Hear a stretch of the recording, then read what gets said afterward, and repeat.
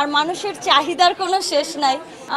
Actually কোনো একটা sector দিয়েই কিন্তু এখন যে যুগটা চলে এসেছে, আপনি মডেলিং বাদ দেন, যদি একজন কর্পোরেট জব হোল্ডারের কথাও আমরা চিন্তা করি, তারও কিন্তু শুধু ওই জব সেক্টরের আর্নিং দিয়ে এনাফ হচ্ছে না, আর মানুষের চাহিদার কোনো শেষ নাই।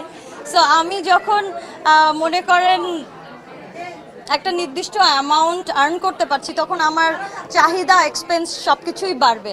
সো এটার কোনো শেষ নাই। অনেকে অনেকে মনে করেন যে আমার জন্য এটা এনাফ, আর অনেকে মনে করছে না আমার আরও দরকার।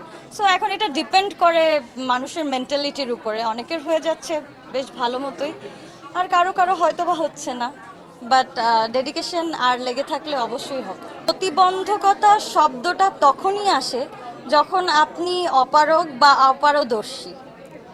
আমি যখন কোনো একটা কাজ নিজে পারি না, বাট আমি সেটা করতে যাব, যখন আমার তখন কিন্তু এই ধরনের প্রতিবন্ধকতা ব্যাপারটা চলে আসে, যে আপনি আপনার গুণ নেই।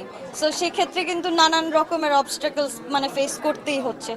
বাট যদি আমি একটা কাজে 100% পারদর্শী হই এবং আমার কনফিডেন্স থাকে, তাহলে অবশ্যই আজকে আপনি আমাকে ডিনাই করছেন, কালকে আরেকজন আমাকে নিবে তার কাজে। সো আপনার কাজ কিন্তু আটকে থাকবে না। আপনি যখন প্রপারলি কোনো কিছু শিখে কাজ করতে আসবেন, আপনার কোনো প্রতিবন্ধকতা সামনে আসলেও সেটা আপনাকে আটকাতে পারবে না। এখন এটা ডিপেন্ড করছে একজন মডেল বা একজন আর্টিস্টের উপরে, যে সে কি ফেস করবে, কোন ওয়েতে যাবে, কোন ওয়েতে যাবে না।